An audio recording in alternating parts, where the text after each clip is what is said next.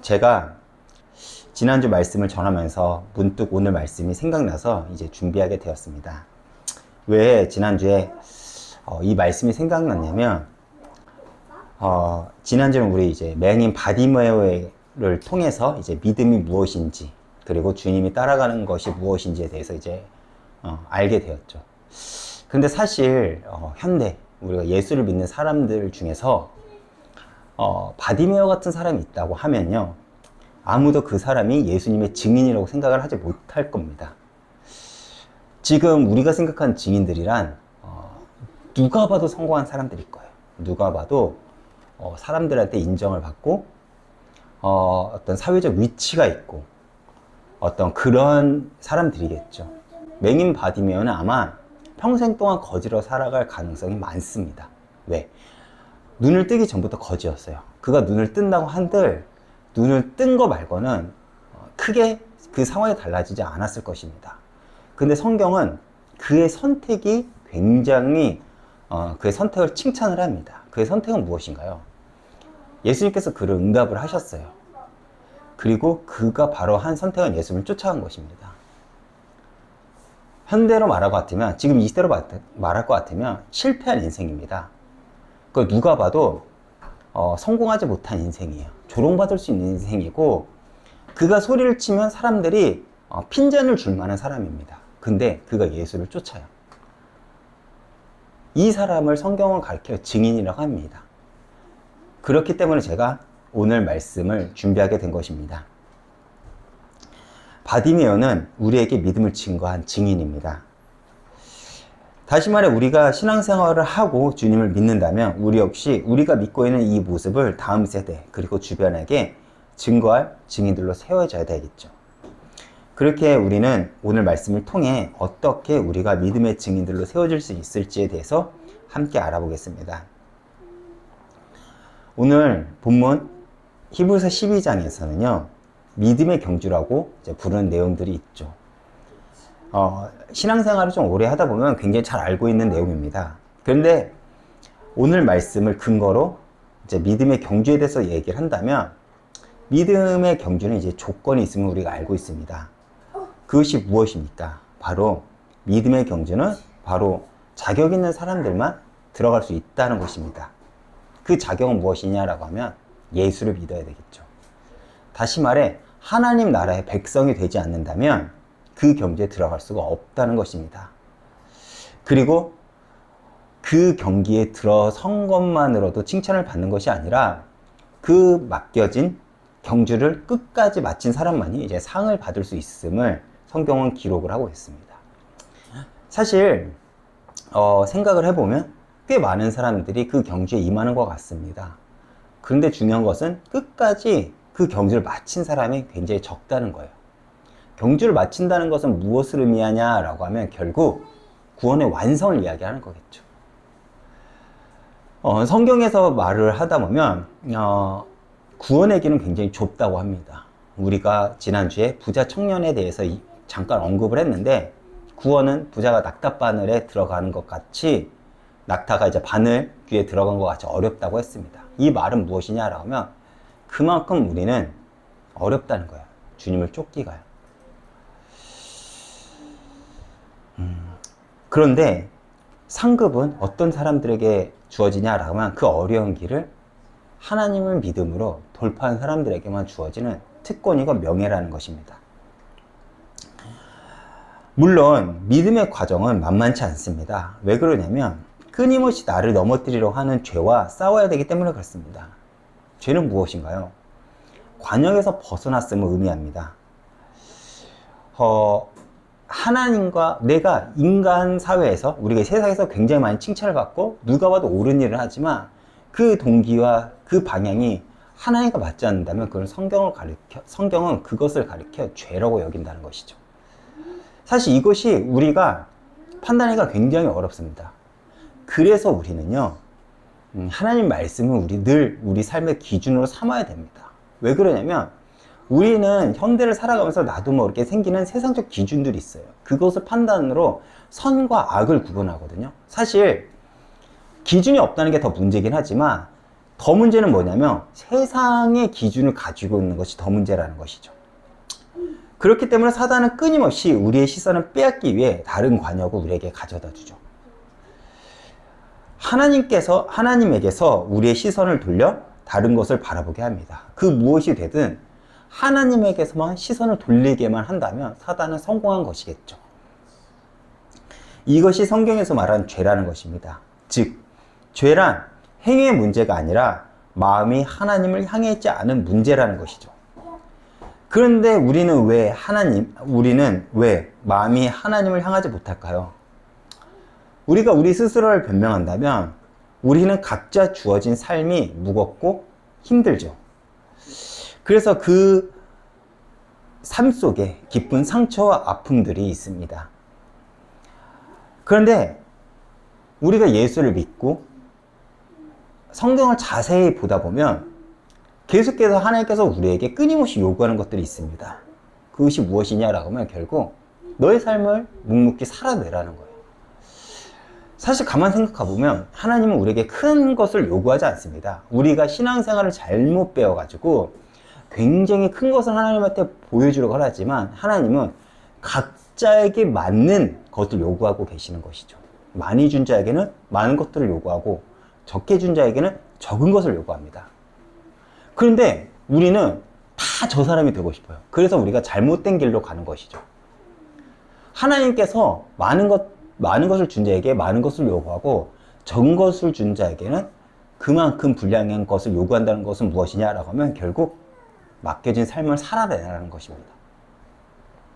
그런데 우리의 문제는 무엇입니까? 우리의 시야 속에는 예수가 없다는 것이죠. 그래서 우리는 끊임없이 내 마음을 점검해야 됩니다. 사실 믿음의 싸움은 쉽지가 않습니다. 왜 그렇죠? 사실 무겁고 얽매이기 쉬운 것들이 우리 인생 속에 너무나도 많기 때문에 그렇습니다. 내가 믿음으로 살아내기에 정말 나에게 얽히고 그것들이 또 무겁기 때문에 그렇습니다. 우리는 구원을 받았으나 세상 앞에서는 여전히 연약한 존재죠. 그래서 크고 무거운 세상 앞에는 우리는 한없이 작게만 느껴져서 우리는 타협하고 스스로를 합리화를 하려 하죠. 세상의 힘, 관습 등은 우리를 한없이 연약하게 만듭니다. 그런데 우리는 그런 사실을 인정하지 못하고 너무나도 쉽게 믿음을 정의하죠. 왜 그렇습니까? 우리의 믿음은 굉장히 관념적이기 때문에 그렇습니다. 솔직하지 못한다는 것이죠. 성경은 믿음의 위인들도 우리의 믿음의 선배들도 그런 삶을 살지 않았습니다. 다윗도 연약했고 실수했고 넘어졌고 죄를 저질렀죠. 아브라함도 마찬가지고 이삭도 마찬가지고 성경 속에서 그러한 실수, 두려움이 없던 인물은 없었습니다. 근데 그들을 왜 하나님께서 믿음의 영웅들이라고 칭했냐라고 하면 단 한 가지죠. 그럼에도 불구하고 하나님을 놓치지 않았기 때문에 그렇습니다. 더 나아가 그럼에도 불구하고 하나님으로 살았기 때문에 그렇습니다. 여러분, 신앙생활을 하면서 두려울 수 있습니다. 떨릴 수도 있고 넘어질 수도 있고 낙심할 수도 있습니다. 누구도 이걸 불신앙이라고 하지 않습니다. 불신앙은 뭐냐라고 하면 하나님을 놓치는 겁니다. 이것을 여러분들이 기억했으면 좋겠습니다.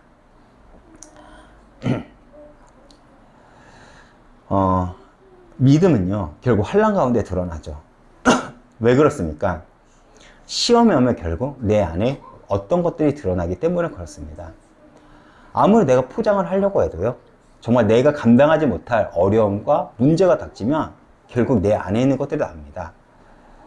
그래서 믿음이란 결국 그 길을 걸어가본 자만이 증인으로 말할 수 있는 권위라는 것이죠. 오늘 본문을 통해 우리가 알 수 있는 것은 무엇이냐면 우리가 믿음의 경주를 할 때 수많은 증인들이 우리를 둘러싸고 응원을 한다는 것입니다. 저희는 이전에 히브리서 11장에 대해서 말씀을 나눈 적이 있죠. 히브리서 11장은 흔히 믿음의 장이라는 별명을 가집니다. 그래서 히브리서 11장을 보면요 믿음은 이것이다 라고 먼저 정의를 내린 다음에 믿음의 증인들에 대해서 기록하고 있습니다. 그런데 그들의 공통점은 무엇인가요? 눈에 보이는 것을 쫓아가는 것이 아닌 보이지는 않지만 실제로 존재하는 하나님의 나라를 바라보고 하나님께서 맡기신 그 믿음의 삶을 살아갔다는 것이죠.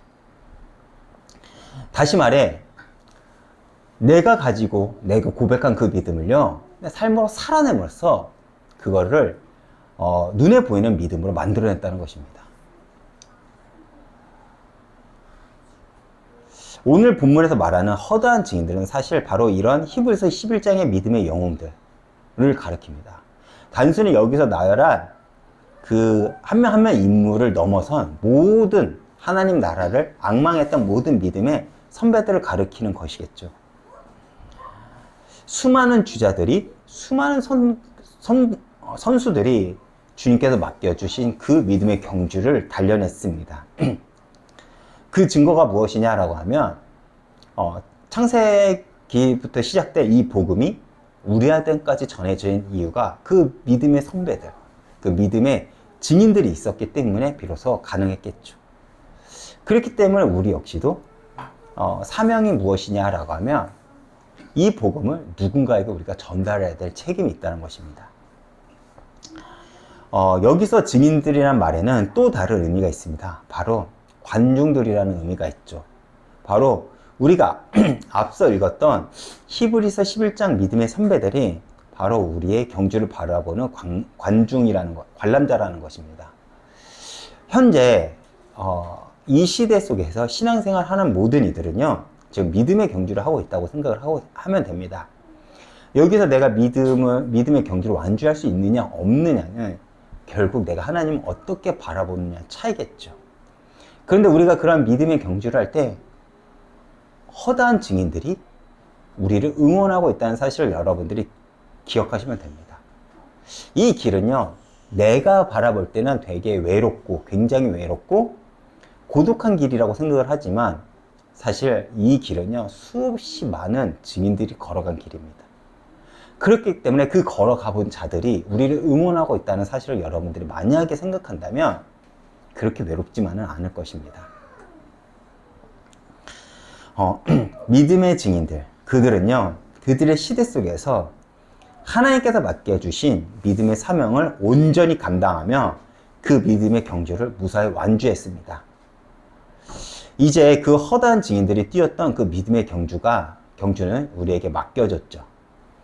오늘 본문을 통해 우리가 먼저 알 수 있는 것은 무엇이냐라고 하면 이 허다한 믿음의 증인들과 마찬가지로 이 시대 속에 내게 맡겨주신 그 삶의 자리에서 우리에게 맡겨진 그 믿음의 경주를 완주하라는 것이 결국 우리가 가진 사명이겠죠.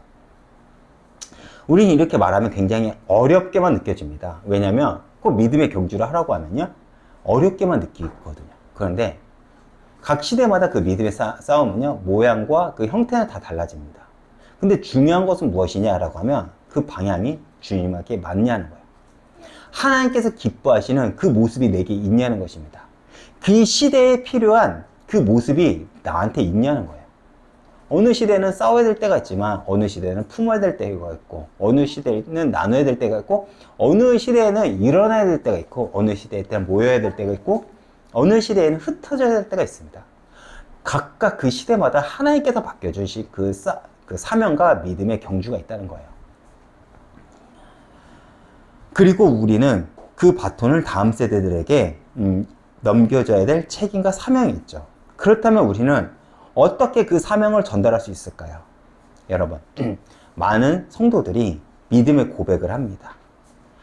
그런데 만약에 그 믿음의 고백이 고백으로만 그친다면 그것은 신앙이 될 수가 없죠. 신앙이란 하나님을 바라보는 것을 가리켜 신앙이라고 합니다. 즉, 내 고백이 보이지 않는다면 그것은 믿음이 아니라 허상이라고 합니다. 우리의 고백을 삶으로 살아내 그것을 실상으로 우리는 드러내야 되겠죠. 그리고 우리가 이 경주를 마치면 우리에게는 하늘의 상급이 분명히 기다리고 있음을 성경은 우리에게 약속하고 있죠. 우리가 이 땅에서 하나님을 향한 그 수고와 헌신은요, 반드시 하나님께서 우리에게 갚아주실 거라는 믿음이 있습니다. 이것은 제 얘기가 아니라 성경에 기록이 되어 있어요. 비록 그 상급이 우리가 당대는 받지 못하는 경우도 혹 있습니다. 어떤 사람은 주님을 향한 그 충성이 순교로 나타날 때가 있고요. 어떤 사람은요, 주님을 향한 그 충성이 이 땅의 평안함으로 나타나는 사람들도 있습니다. 그렇지만 우리가 잘 알다시피 믿음으로 살아가는 삶은 쉽지가 않습니다. 우리가 믿음의 경주를 완주할 수 있는 비밀은 무엇입니까? 온전케 하시는 이인 예수를 바라보면 됩니다. 우리가 예수를 바라본다라고 하는데 이것은 단순히 본다라는 의미가 아닙니다. 이것은 주님께 내 삶의 방향을 맞추는 것이겠죠. 이것은 기준에 대한 문제입니다. 사실 우리의 삶을 가만히 들여다보면 우리의 삶은 늘 어딘가에 기준을 두고 살아갑니다. 일의 기준을 둔 사람은 일 속에 내 삶을 두고요. 결혼의 기준을 둔 사람은 내 삶에 결혼을 둡니다. 돈, 자녀, 명예, 학업 등 끊임없이 세상에서 요구하는 기준들을 사람들은 내 삶에 두고 살아가죠. 그것을 가르쳐 이렇게 표현합니다. 세상을 바라본다. 예수를 바라본다는 것은 그렇기에 예수는 내 삶의 기준을 두고 내 삶을 살아낸다는 것을 의미합니다. 오늘 본문에서 나오는 믿음의 주요, 온전케 하신다라는 그 의미는요, 사실 조금 더 제가 정확하게 번역을 한다면 이런 뜻을 가지고 있습니다. 믿음의 창시자요, 믿음의 완성자이신 예수를 바라보라. 또는 믿음의 선두자요, 마지막 주자 되신 예수를 바라보라 라고 이야기할 수가 있죠. 그렇다면 어떻게 예수님께서 우리의 믿음의 선두자, 그리고 믿음의 창시자가 될까요? 우리는 예수님이 참 하나님이시면서 인간이심을 우리는 알고 있습니다. 병자를 치유하시고 죽은 자를 살리시고 오병이의 기적을 일으키시고 풍랑을 잠재우시고 남을 도우시면서 당신의 신성을 드러내시면서 메시아임을 선포하셨습니다. 그런데 예수님은 이 땅에 사시면서 자신을 위해서는 능력을 단 한 번도 사용한 적이 없으시죠. 자기 안위를 위해서는. 사실 하실 수 있지 않습니까? 배고플 때는 돌을 떡으로 만들 수도 있고요. 쉬고 싶을 때는 그 당신의 신성을 가지고 편안하게 쉼을 얻을 수도 있었을 것입니다. 그런데 단 한 번도 자신을 위해서는 그 능력을 사용하시지 않습니다. 다시 말해 사람으로서 자신의 모든 것을 내어드리고 예수님을 믿음의 사람으로 사셨다는 것입니다. 그렇다면 예수님은 어디까지 믿음의 사람으로 사셨나요? 바로 십자가에 죽기까지 믿음의 사람으로 살았습니다. 믿음이 있었기 때문에 십자가를 견디시며 그 수치를 견뎌내셨던 것이죠. 그렇다면 예수님이 가진 믿음은 도대체 어떤 믿음이었을까요? 예수님이 믿었던 것은 무엇이냐면 내가 죽는다 하더라도 하나님이 반드시 당신의 때에 나를 부활하실 것이라는 것을 믿었다는 것이죠. 이런 의미에서 우리 역시 우리의 믿음의 선두자로서 예수님은 그 길을 걸어가셨습니다. 우리도 마찬가지일 것입니다.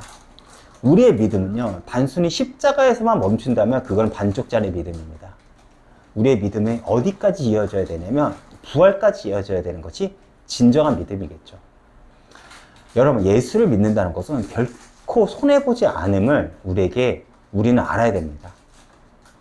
예수를 믿는다는 것은 결코 손해보는 거 아니에요. 정말 내 인생을 주님 앞에 한번 걸어보신다면 정말 주님은 그 인생을 정말 외면하지 않으십니다. 많은 사람들이 왜 주님을 경험하지 못하고 정말 주님의 그 역사심을 경험하지 못하냐라고 하면 사실 자세히 들여다보면 어설픈 행위만 있지 전심으로 주님을 믿지 않거든요. 정말 주님은요, 우리 인생을 책임져 주시고 우리 인생을 이끌어 가시는 분이라고 저는 믿습니다. 저 역시 그 부족하고 무능력했던 그 인생 속에서 그래도 목사로서 체면 치레는 해준 것 같습니다. 아직은 대단하다고 말할 수 없기 때문에 거기까지 간증 못하지만 그나마 누군가에게 말씀을 전할 수 있다는 것, 저에게는 큰 간증이거든요. 그런데 아마 여러분들은 하나님께서 더 큰 응답을 아마 주실 것입니다. 그런데 중요한 건 무엇이냐라고 하면 믿어야 된다는 것이죠. 어디까지요? 내가 죽는 그 자리에 감에도 주님께서 내 인생을 일으키실 거라는 그 믿음이 있어야 된다는 것입니다. 이런 의미에서 주님은요, 우리의 믿음의 선두자였어 십자가의 길을 걸어가신 것이죠. 즉 우리가 가지고 있는 믿음은 예수님도 가지고 있던 믿음이라는 것입니다. 그런 차원에서 믿음의 선두자요, 믿음의 창시자라는 것이죠. 그래서 요한복음 19장 30절에 예수님께서 십자가에서 이렇게 말씀하셨죠. 내가 모든 것을 다 이루었다. 믿음의 완성하신 분도 예수님이라는 것입니다. 믿음은요, 바라보면서 그래서 시작됩니다. 그래서 예수님은 이 땅에 사시는 동안 기도하시면서 믿음의 삶을 사신 것입니다. 예수님이 왜 수치를, 무엇 때문에 견디셨습니까? 어떻게 견디셨을까요? 믿음이 있었기 때문에 견디신 것입니다. 그 예수를 바라보라는 것입니다. 그분이 믿음의 선두자이시면서 동시에 창조자이시고 그리고 완성하신 분이기 때문에 우리는 그분의 뒷모습을 바라보고 그분의 발자취를 쫓음으로써 우리는 하나님 나라의 일을 완성할 수가 있는 것이죠. 그렇다면 우리는 세 가지를 목격하게 됩니다. 그것이 무엇이냐면 첫 번째로 십자가를 목격하게 되죠. 하나님 말씀에 예수님은 죽기까지 순종하심으로 믿음을 결국 완성해 내십니다. 그 증거가 십자가입니다.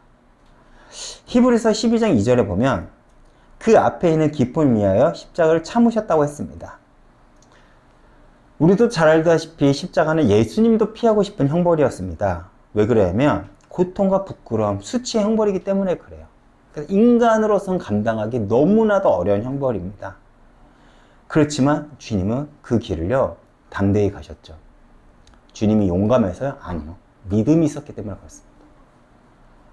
그렇다면 주님께서 그 십자가의 길을 간 이유가 무엇일까요? 바로 십자가를 통해서 하나님의 백성들이 누릴 구원과 하나님의 우편에 앉으심을 위해 예수님은 십자가의 길을 선택하여 걸으셨다는 것입니다. 그리고 십자가를 돌파하심으로 그 믿음의 완성과 우리를 향한 사랑이 확증이 되었다는 것을 우리는 알 수가 있죠. 우리는 예수 그리스도의 사랑을 근거로 그래서 믿음의 싸움을 담대히 싸워낼 수 있습니다. 우리는 그렇기 때문에 믿음의 선두자이며 완성이 되시는 예수를 바라볼 때 그 문제를 버티고 이겨낼 수가 있다는 것이죠. 여러분, 여기서 내가 문제를 버티고 이겨낼 수 있다는 것은 문제를 해결한다는 의미가 아닙니다. 버틸 수 있다는 것입니다. 이 말을 이해하시나요?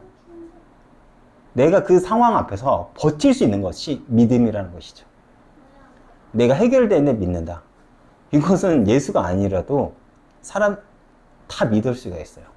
근데 버틴다는 것은 뭐냐면 아무나 할 수가 없는 거거든요. 믿음이 있는 자만 할 수 있는 행위라는 것입니다. 그리고 우리가 예수를 바라보면 두 번째로 목격하는 것이 뭐냐면 즐거움을 목격하게 됩니다. 기쁨과 즐거움이요.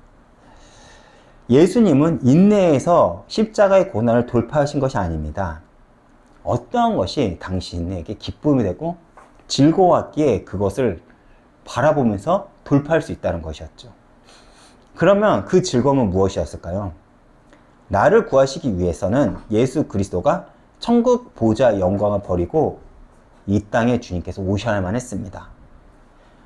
그리고 이런 뜻을 가집니다. 그가 가진 즐거움이라는 것이 예수 그리스도가 과거, 현재, 미래를 동시에 현재 진행형을 사시는 그분은 언젠가는 거룩해지고 언젠가는 예수님을 닮고 언젠가는 죄에서 자유해지고 언젠가는 예수 그리스도의 장성한 분량까지 성장한 나를 앞에 세워놓고 십자가를 지시고 그것을 바라보고 돌파했다는 것입니다. 많은 부모님들이 아이를 키우는 목적이 있어요. 이 아이가 언젠가는 내 수고의 결실을 맺을 거라는 그 기대가 있어요. 그 기대만 있어도 저 아이에게 우리는 모든 것을 다 던집니다. 근데 주님은 이 정도가 아니에요. 이미 완성된 우리를 앞에 두고요, 돌파하신 거예요. 그 기쁨 때문에. 그리고 그 주님이 오늘 우리에게 이렇게 말씀하고 계시죠. 내가 너를 즐거움으로 삼고 십자가를 돌파했듯이 너도 오늘 나를 즐거움으로 삼고 십자가 삶을 돌파해 줄 수 있겠니? 라는 요구를 우리에게 하십니다. 그리고 세 번째로 주님을 바라보면 우리가 목격하게 되는 것이 있습니다. 그것이 뭐냐면 보좌 우편에 앉으신 주님을 보게 되는 것이죠. 사실 우리의 믿음의 모습은 고난에만 머물러 있지 않죠.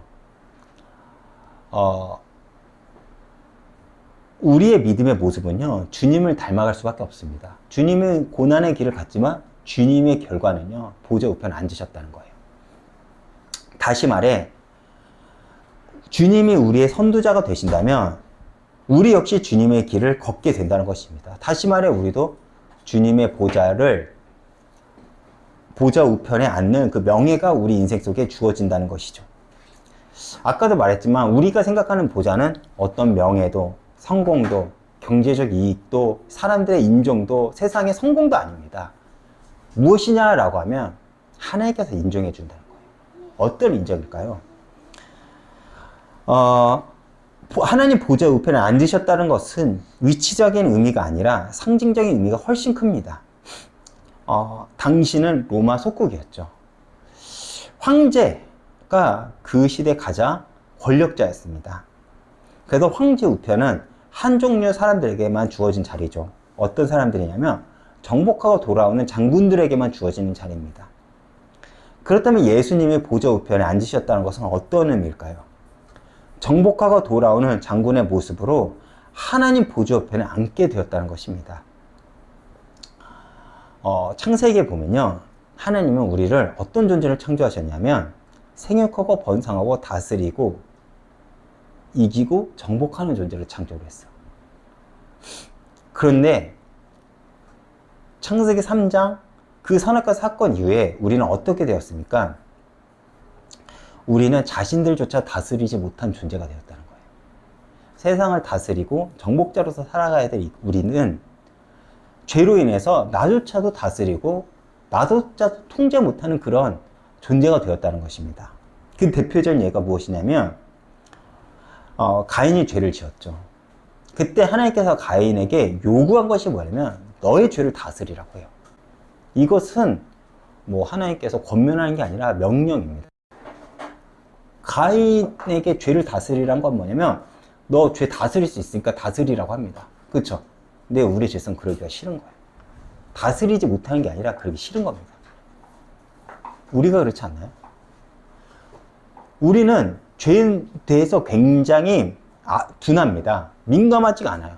다스릴 수 있거든요. 근데 우리의 속성은 다스리기가 싫습니다. 왜 그렇습니까? 이것이 죄인의 특징이라는 거예요. 그래서 죄를 다스리지 못해 그 자리를 박탈당하고 에덴에서 쫓겨나게 됩니다. 그때부터 우리는 죄로 인해 노예와 같이 다스림을 받는 존재로 살아갈 수밖에 없게 된 거죠. 다시 말해 우리가 세상의 노예가 되는 것은 우리의 선택이라는 거예요. 우리가 세상을 바라봄으로 살아가기 때문에 그렇습니다. 그래서 첫 번째 아담은 죄에게 다스림을 받는 운명으로 맞게 되었지만, 그런데 우리에게 희망적인 소식이 하나 있어요.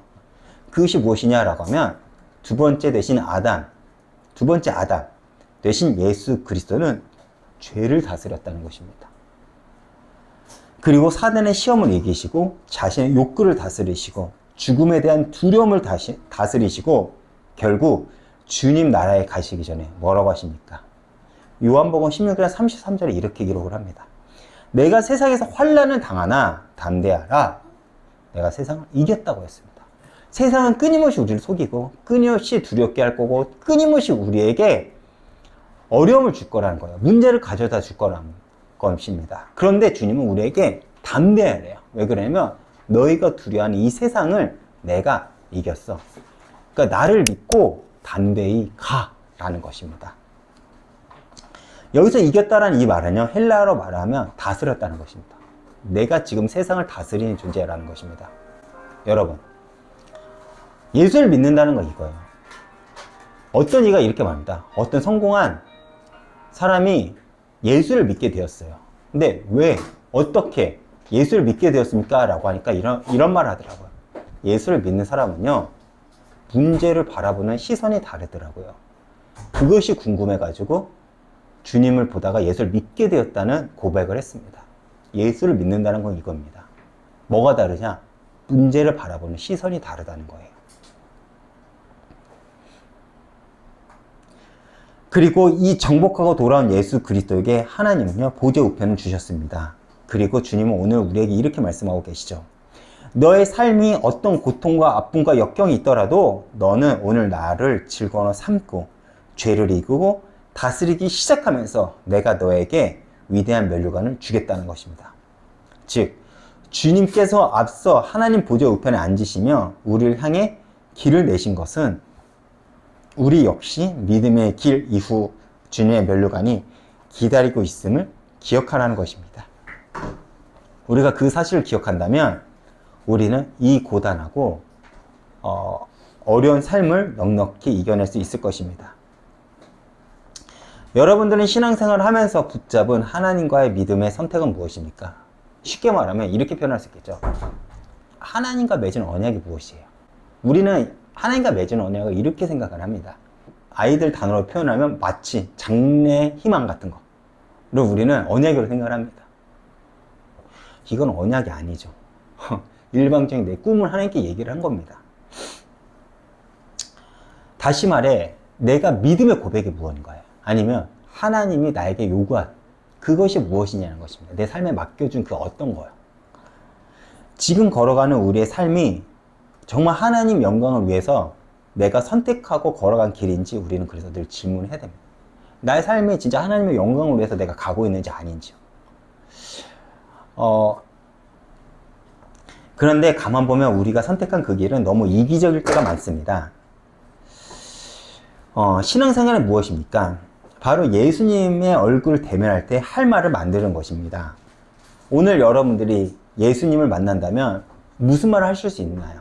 신앙생활은 내가 오늘 주님 앞에 가더라도 할 말을 만드는 것. 그래서 신앙생활은 매일매일의 선택이며 매일매일의 믿음의 싸움이라는 것입니다. 오늘 주님 앞에 여러분들이 할 말을 만드는 그 승리하는 날이 되시길 축원드리겠습니다. 그렇다면 지금 우리가 살아가는 그 시간표 속에 우리가 주어진 사명이 있겠죠. 그것은 결국 먼저는 믿음으로 이 세상을 힘써 살아내는 것이고, 더 나아가 우리가 믿음으로 살아낸 그 삶의 흔적을 가지고 다음 세대들에게 믿음의 안내자가 되는 것일 것입니다. 사실 현재 우리 교회는 개척교회입니다. 개척교회는 쉽지 않죠. 개척교회를 섬긴다는 것은 뭐냐? 쉽지 않습니다. 그런데 여러분들 진짜 대단한 것입니다. 근데 중요한 것은 무엇이냐면 단순히 개척교회를 섬기면서 끝이 나면 안 됩니다. 이 교회가 나를 통해 펼쳐갈 비전을 꿈꾸셔야 된다는 것이죠. 이 교회가 어떤 교회가 되길 바라는 그 마음, 이것은 단순히 여기 앞에선 목사만이 노력한다고 되는 것이 아닙니다. 교회 방향은 목사가 결정할 때가 많지만 그 교회 분위기, 색, 그리고 그 교회가 성장하는 것은 결국 성도님들을 통해서 그려지고 세워진다는 것이죠. 지금 여러분 상황에서 그 응답은 어디까지 왔나요? 다시 말해, 교회의 응답은 여러분들은 어디까지 왔습니까? 우리는 흔히 특별하고 위대한 사람이 되어야지만 비전이 성취되었다고 생각을 합니다. 그런데 좀 더 구체적으로 이야기한다면 바로 여러분들이 세상에서 소금과 빛이 되라는 것입니다. 이것이 하나님께서 우리에게 맡겨진 응답이에요. 세상에 필요한 존재가 되는 것. 위대한 사람이 되고 어떤 특별한 사람이 하나님께서 주신 응답이 아니라 세상에 필요한 사람이 되는 것. 누구 때문에요? 예수님 때문에. 이것이 우리에게 주어진 축복이고 응답입니다. 그리고 여러분들이 바라봐야 될 비전이기도 하죠. 꿈을 꿀 수 있다는 것은 사실 청년시대의 특권입니다. 그래서 흔히 어른이 된다는 것은 꿈을 포기하는 과정이다 라고도 합니다. 그런데 이것은 오늘날 보면요, 청년 세대, 그러니까 오늘날 보면 이 특권을 누려야 될 많은 청년 세대들은 기성세대와 같이 꿈을 포기하면서 살아가는 것을 우리가 많이 봅니다. 꿈이 없다는 세대를 살아간다는 것은 비참한 일인 것 같습니다. 그런데 예수를 믿는다는 것은 좀 다른 것 같아요. 요엘서 2장 28절을 보면요, 이런 말이 있습니다. 그 후에 내가 내 영을 부어주리니 너희 자녀들이 장래일을 말할 것이며 너희 늙은이는 꿈을 꾸며 너희 젊은이는 이상을 볼 것이다 라고 했습니다. 무슨 말입니까?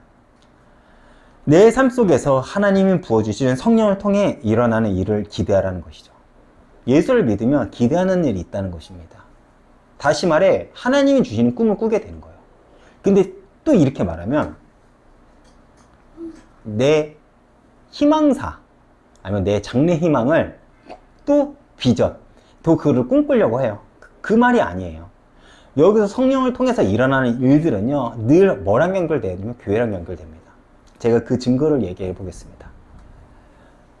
출애굽 시대 그들이 기대했던 것은 뭐냐면 출애굽입니다. 출애굽의 목적은 어딘가요? 가나안이죠. 가나안 땅에 우리가 정착을 한다는 건 어디냐면 제사장 나라로 세워진다는 것을 의미합니다. 열방을 하나님께 인도하는 제사장의 나라의 역할을 함을 의미합니다. 이해 가시나요? 즉 이 이스라엘 자체가 국가로서 교회의 역할을 한다는 거예요.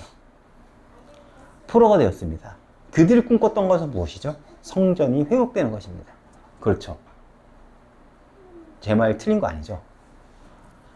그리고 로마의 속국이 되었습니다. 그들이 그때부터 꾸었던 것은 뭐냐면 성령을 통해서 교회를 꿈꾸게 됩니다. 이것이 성경에서 끊임없이 말하는 응답의 종착지입니다. 여러분들이 어떤 꿈을 꿔도 됩니다. 그런데 그 종착지가 교회가 되지 않는다면 제가 일부 예배 때 이런 말을 했습니다. 개꿈이라고. 저는 여러분들이 진심으로 여러분들 꿈이 교회와 연결되었으면 좋겠습니다. 그런데 지금 이 시대의 문제는 무엇이냐라고 하면 결국 너무나도 이기적인 신앙관 안에 있다는 것입니다. 그래서 하나님의 꿈이 아닌 나의 꿈을 이루기 위해서 하나님이 필요하기 때문에 하나님을 믿는 경우들이 많아요. 내가 원하는 어떤 결과가 그래서 나오지 않으면 쉽게 하나님을 원망하고 교회를 떠나죠. 이것이 우리가 가지고 있는 신앙의 문제입니다. 여러분들 꿈에는 교회가 있나요? 저는 여러분 꿈들이 단지 나의 행복, 성공, 내 이상을 이루는 것에만 집중되지 않기를 바랍니다. 하나님의 꿈이 여러분들의 꿈이 되고 하나님의 뜻이 여러분들의 뜻이 되기를 축원드립니다. 앞서 믿음의 선배들이 꾸었던 꿈이 무엇이었을까요? 바로 함께 교회를 세우며 교회를 인생을 드렸던 분들은 이 교회 속에서 예배를 드리고 모든 문제에 해답되신 그리스도로 우리가 하나 되는 그 꿈, 그런 꿈들을 꾸지 않았을까요? 교회를 꿈꿨을 거고요. 정말 하나님 나라를 꿈꿨을 것입니다. 저도 여러분들이 그런 꿈을 꿨으면 좋겠습니다. 여러분들은 무엇을 위해 기도하고 계시나요? 위에서도 말했듯이 예수님은 언젠간 그리스도의 장성한 분량까지 성장한 나를 앞에다 세워놓고 십자가를 지시고 그것을 바라보고 돌파하셨다고 제가 말했습니다. 다시 말해 나를 기쁨으로 삼았기에 예수님은 기꺼이 그 수고를, 그 헌신을, 막막한 길을 돌파하셨다는 거예요. 그렇다면 우리들도 마찬가지일 것입니다. 한 가지 기대하는 것들. 언젠간 다음 세대들이 내가 기도하는 그 성도들이, 전도 대사장들이, 대상자들이 함께 예배 드리는 장면을 우리가 바라보고 나를 통해 내가 있는 현장이 변화가 될 것을 또 기대하고 바라보며 그날을 기대하고 기도하면 좋겠습니다. 그렇다면 우리에게 실천할 것이 하나가 있죠. 그것은 무엇일까요? 요한복음 3장 21절을 보면요, 이런 말이 있습니다. 진리를 따르는 자는 빛으로 오나니 이는 그 행위가 하나님 안에서 행한 것임을 나타내려고 하려 함이라 하라고 했습니다. 무슨 말입니까? 진리를 따른다는 것은 진리를 행하는 것입니다. 단순히 내가 말씀을 듣는 데서만 끝나는 것은 진리를 따르는 게 아니라는 것이죠. 진리를 따른다는 것은 무엇이냐라고 하면 내가 말씀을 듣고요, 삶으로 그걸 살아낸다는 것입니다. 순간의 감정, 순간의 진심이 예수를 믿는다는 것이 아닌 것을 여러분 알길 바랍니다. 그렇다면 제자는 어떻게 세워질까요? 성경 한 가지 기준을 말합니다. 이렇게 말하죠. 내가 너희에게 분부한 모든 것을 가르쳐 지켜 행하게 하라. 즉 제자는 하나님의 무거운 말씀을 가르쳐 지켜 행하는 그 단계까지 가지 않으면 제자가 아니라는 거예요. 그런데 우리는 이렇게 얘기해요. 그럼 난 제자가 아닌가 보다. 그냥 난 성도로 살아남지, 무리로 살아남지, 이렇게 얘기를 하는데 그것은 구원을 못 받았다는 증거예요. 구원을 받는 것은 어디까지 가야 되냐면 제자까지 가야 된다는 것입니다.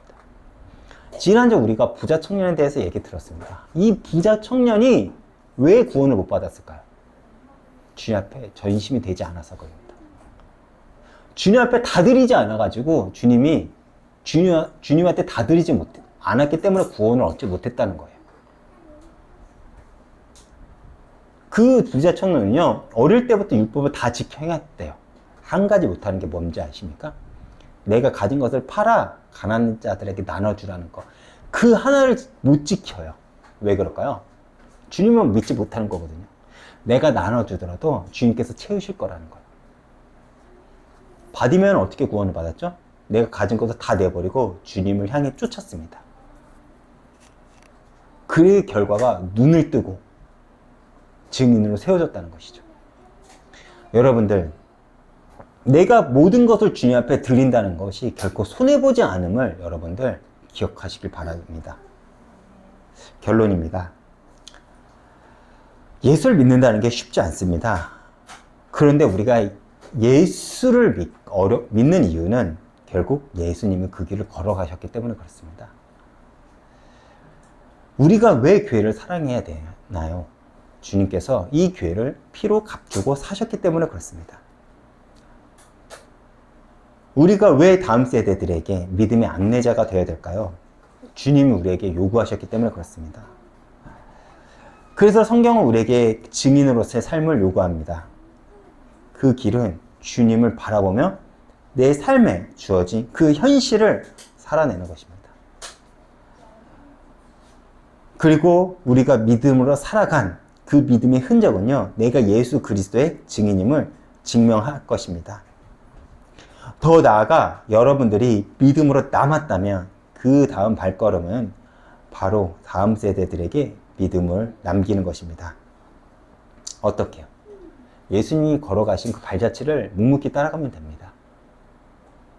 제가 오늘 찬양은요, 제목이 참 재미있습니다. 맞다. 뭐가 맞죠? 이 찬양의 부제가 맞다는 거예요. 뭐냐면 하나님이 날 참 사랑하시네. 아이고 살아보니까 맞네. 내가 살아갈 이유가 하나님이 날 사랑하고 있었네. 사실 하나님을 믿는다는 게 쉽지가 않죠. 제가 오늘 왜 이 찬양을 가지고 왔냐면 제 말씀이 무겁습니다. 어렵고요. 부담스럽습니다. 하나님을 믿는다는 건 쉽지가 않죠. 많은 것을 포기해야 되고 많은 것을 참아야 되고 많은 영역에서 손해를 보기도 합니다. 그런데 왜 우리가 그 모든 것을 버틸 수 있는 이유가 무엇일까요? 바로 하나님이 나를 사랑하심을 알기 때문에 그런 것 같습니다. 이 사실을 안다면 버텨낼 수 있습니다. 누군가가 나를 사랑한다는 걸 기억한다면 쉽게 내 삶을 포기하지 않을 것입니다. 우리가 이 사실을 안다면, 하나님께서 날 사랑하신다는 그 사실을 안다면 우리는 이 어려운 상황을 넉넉히 이겨낼 수 있을 것입니다. 그리고 반드시 여러분들은 증인으로 주님을 세우실 것입니다.